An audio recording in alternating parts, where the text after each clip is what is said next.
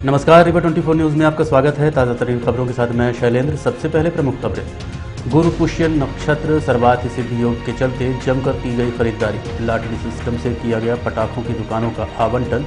नाबालिग की शिकायत पर आरोपी पर मुकदमा दर्ज, पुलिस कर रही आरोपी की तलाश। और कांग्रेस के पूर्व मुख्यमंत्री का फूंका गया पुतला। खबरें विस्तार से।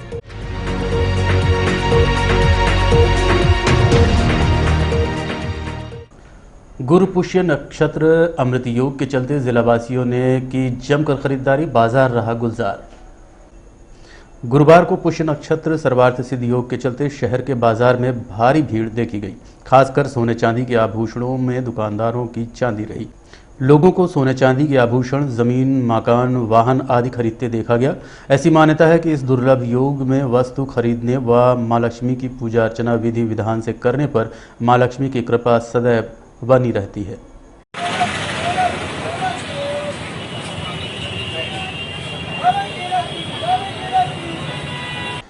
प्रतिवर्ष की भांति इस वर्ष भी मॉडल स्कूल परिसर ग्राउंड में लगाई जाएगी पटाखों की दुकानें। लॉटरी सिस्टम से किया गया दुकानों का आवंटन। दीपावली पर्व के दौरान पटाखों की व्यवस्था शहर के अलग अलग दुकानों में लगाई जाती है। ये दुकान विश्वविद्यालय रोड में स्थित मॉडल स्कूल परिसर में मैदान में लगाई जाती है, जिसका आवंटन कलेक्ट्रेट कार्यालय में किया जाता है। इस वर्ष दुकानों हेतु लगभग 98 आवेदन प्राप्त हुए हैं, जिन्हें लॉटरी के माध्यम से दुकानें आवंटित की गई। इस संबंध में सिटी केबल नेटवर्क रीवा 24 ने एडिशनल कलेक्टर शैलेंद्र सिंह से बात की। देखिए, हम हर साल तटस्थ रूप से और अपने आवेदन के आधार पर दीपावली में लगने वाली पटाखा की दुकानों को व्यवस्थित करके किस क्रम में उनको लगाया जाना है, इसके लिए कोई ना कोई व्यवस्था बनाई जाती है। तो हर बार दुकानदारों का और व्यवसायियों का यह रहता है कि हमें शुरुआत की दुकानें चाहिए, या कई बार कई लोगों का कुछ लक का फैक्टर रहता है, तो दुकान अपने अपने नंबर और वो चाहते हैं, तो इसमें पारदर्शिता रहे, इसलिए हम लोगों ने कलेक्टर महोदय के और एसपी साहब के निर्देशानुसार विधिवत रूप से एक लॉट सिस्टम करके जितने हमारे पास कुल आवेदन आए हैं, 9800 कुल आवेदन है, उन सभी के नाम की चिट और पर्ची बना के इस डब्बे में डाल दी है। ऊपर से उसको ढका हुआ है।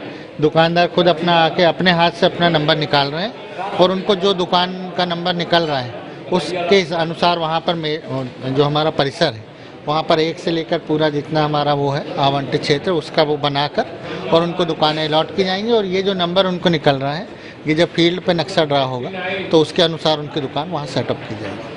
इस बार नए आवेदन तो कम ही है। लास्ट टाइम में लगभग 84-85 आवेदन थे, और अभी 10-15 आवेदन नए आए हैं। उन सबको मिला के कुल 98 आवेदन पत्र हमारे पास है। फिलहाल 98 के लॉट की प्रक्रिया चल रही है। सुरक्षा व्यवस्था को लेकर क्या इंतजाम है? सुरक्षा व्यवस्था को लेकर कलेक्टर साहब, एसपी साहब ने पहले ही निर्देश दिए हैं, और हमारा जो स्कूल परिसर है वहाँ पर हम लोग पर्याप्त फायर ब्रिगेड, रेत वगैरह, और हर दुकानदार के लिए अपनी सुरक्षा के लिए जो मानक शासन से निर्धारित हैं वो, उसके अतिरिक्त पर्याप्त संख्या में पुलिस बल, राजस्व और पुलिस के नगर निगम के अधिकारी कर्मचारी वहाँ रहेंगे और चौकस व्यवस्था रहेगी। वन स्टॉप सेंटर पहुंचकर नाबालिग ने आप बीती बताई, जिसके बाद थाने लाकर आरोपी के विरुद्ध दुष्कर्म का मामला कायम करवाया गया है। पुलिस आरोपी की तलाश में जुटी हुई है।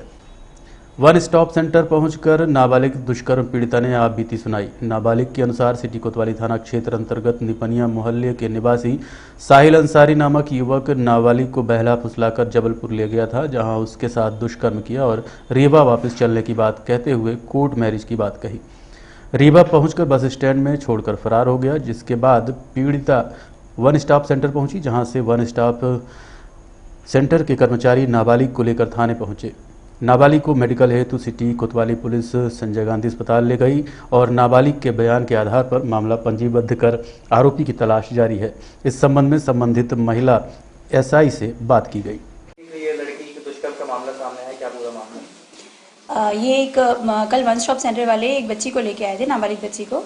तो उस बच्ची ने ये बताया है कि निपनिया निवासी एक साहिल अंसारी करके एक लड़का है, 18-19 साल का।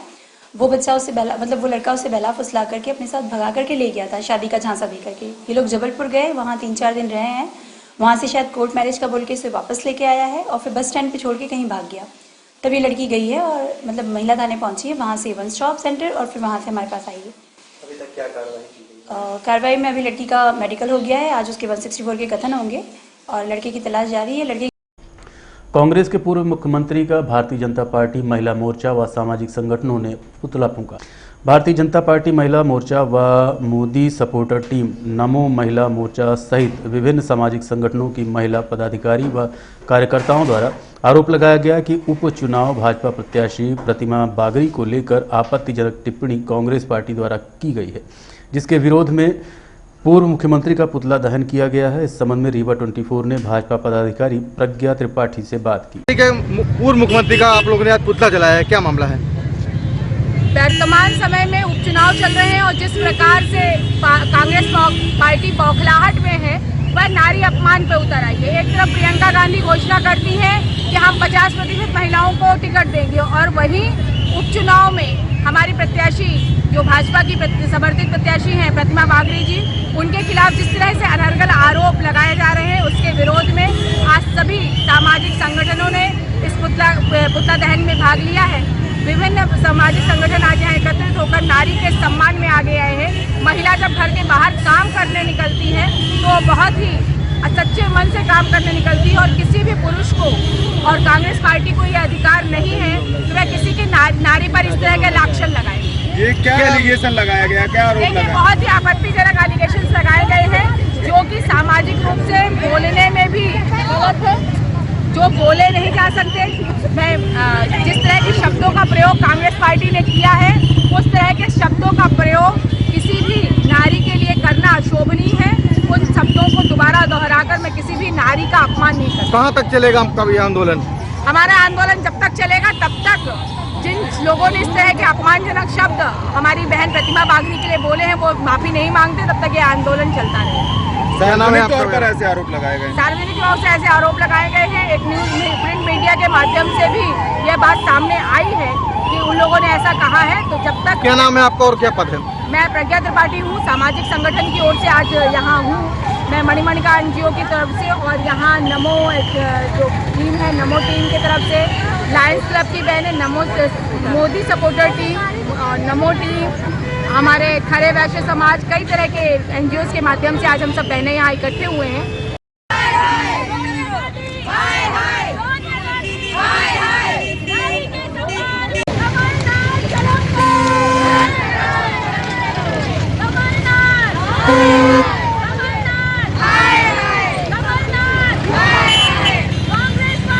दीपावली पर्व के दौरान मूर्ति, रंगोली, स्टिकर आदि सामग्री की बिक्री करने वाले व्यापारियों ने दुकान लगाने हेतु जगह उपलब्ध कराए जाने की मांग की है। प्रतिवर्ष दीपावली पर्व के दौरान रीवा के साईं मंदिर प्रांगण के पास व्यापारियों द्वारा अपनी दुकानें लगाकर मूर्ति, रंगोली, स्टिकर समेत अन्य सामग्री की बिक्री पिछले 10 वर्षों से की जा रही थी, परंतु इस बार नगर निगम द्वारा दुकान लगाने हेतु अनुमति प्रदान नहीं की जा रही, जिसके चलते व्यापारियों ने नगर निगम आयुक्त व रीवा कलेक्टर को ज्ञापन सौंपते हुए अन्य किसी स्थान पर दुकान लगाने हेतु अनुमति मांगी है।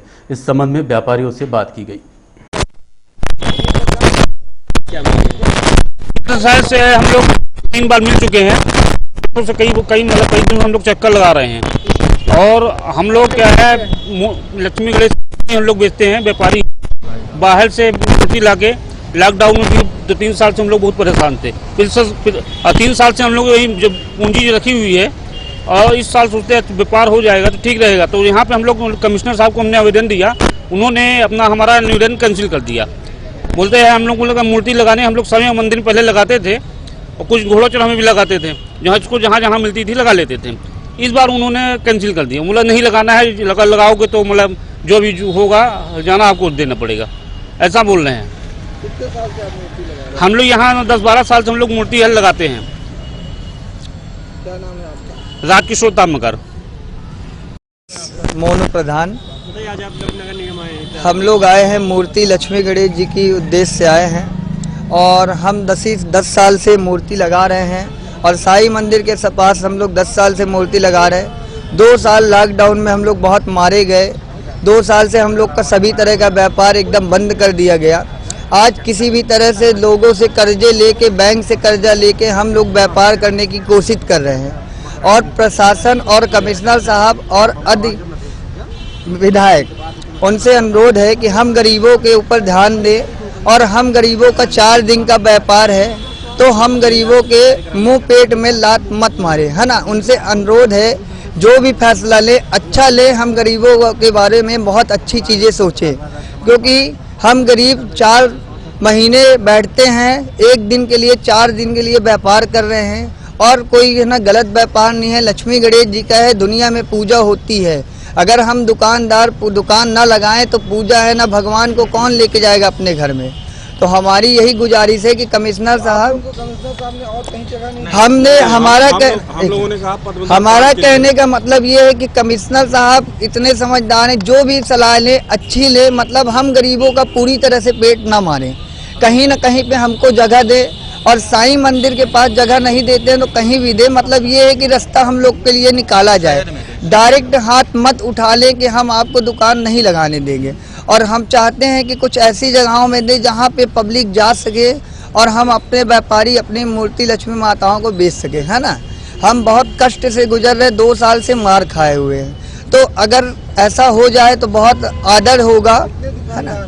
हम दुकानदार 50 दुकानदार हैं, हम ये कहते हैं कि हर कोई है ना लाई बेचता है 2000 रुपए की, कोई मूर्ति बेचता है, सब तरह का। हम लोगों ने ये है कि कहीं से कर्जे लेके आज मूर्ति लिया है, 2-2 लाख रुपए की मूर्ति, लाख रुपए की, 50-50 हज़ार की हर कोई लाया है। तो अब हम गरीब क्या करें, है ना। देखते रहिए रीवा 24 न्यूज़। मिलते हैं इस छोटे से ब्रेक के बाद। हड्डी जोड़ एवं रीढ़ रोग तथा स्त्री रोग एवं प्रसूति रोग का इलाज एक ही छत के नीचे। विघ्नहर्ता hospital and trauma centre, hotel landmark के पास, रतहरा, रीवा। डॉक्टर संतोष सोनी, पूर्व चिकित्सक, बॉम्बे हॉस्पिटल, मुंबई। हड्डी जोड़ एवं रीढ़ रोग विशेषज्ञ, छोटे चीरे एवं दूरबीन विधि द्वारा हाथ तथा पैर की हड्डियों का ऑपरेशन।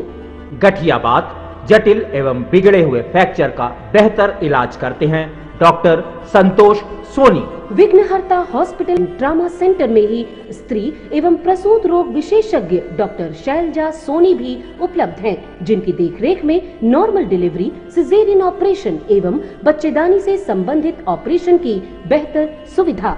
संतानहीन दंपत्ति तत्काल संपर्क करें। विघ्नहर्ता hospital and trauma centre, hotel landmark के पास, रतहरा, रीवा। सुविधाजनक एवं सफल इलाज हेतु आज ही संपर्क करें। विघ्नहर्ता hospital and trauma centre, hotel landmark के पास, रतहरा, रीवा। मोबाइल नंबर 7828781983 अथवा 8462956774 पर। सोन चिरैया आजीविका उत्सव 2021 के तहत स्व सहायता समूहों व एनजीओ द्वारा निर्मित उत्पादों की प्रदर्शनी का आयोजन कृष्णा राज कपूर ऑडिटोरियम में किया गया।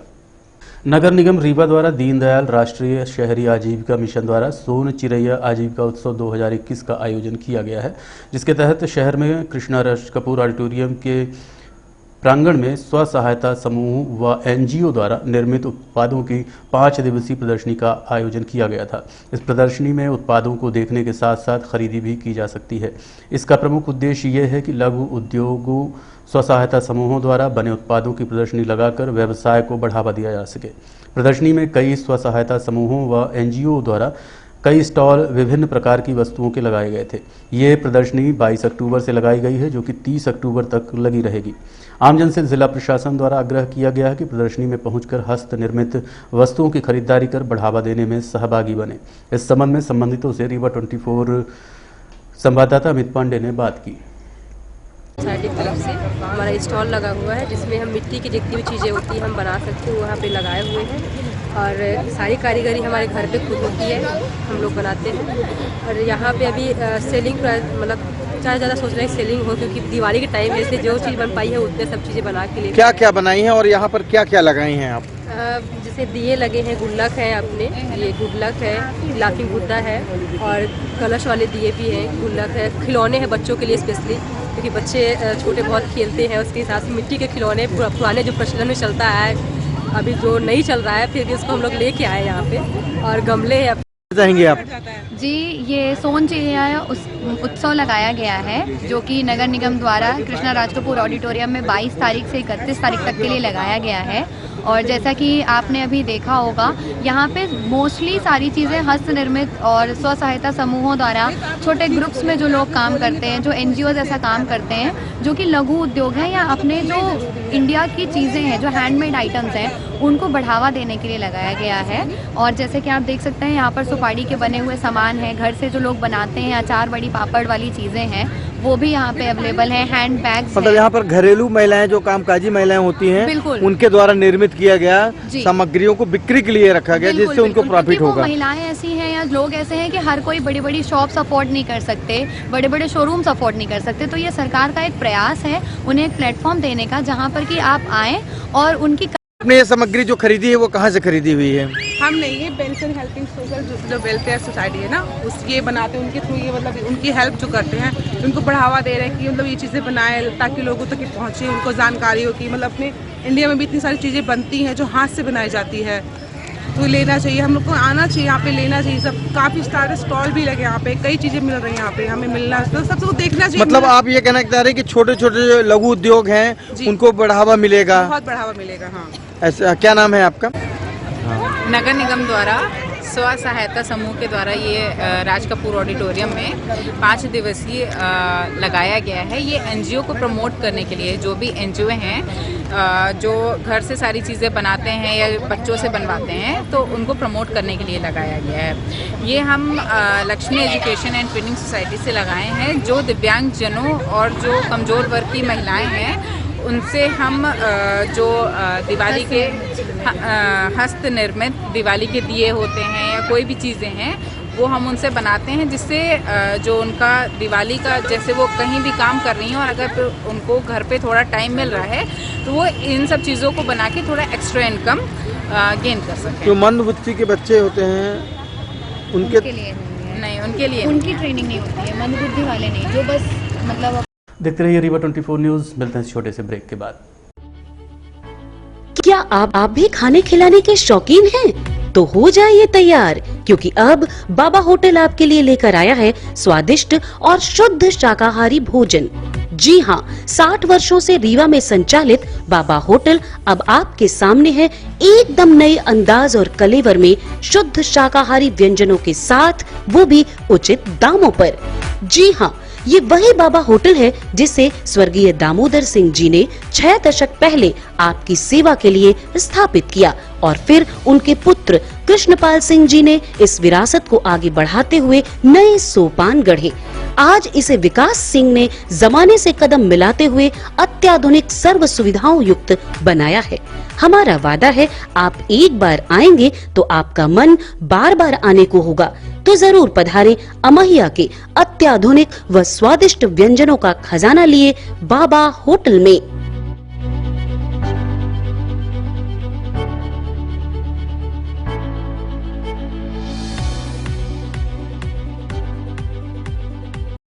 रीवा जिले के ग्राम पंचायत ढाहा खुर्द में अज्ञात आरोपियों द्वारा मारपीट कर घायल कर दिया गया, जिसे उपचार हेतु संजय गांधी अस्पताल में रेफर किया गया है।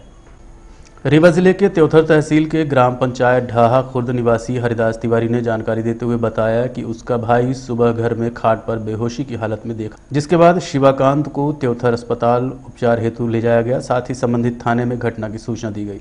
त्योथर अस्पताल में प्राथमिक उपचार के बाद घायल को संजय गांधी अस्पताल के लिए रेफर किया गया। वहीं पुलिस द्वारा घटना की पड़ताल की जा रही है।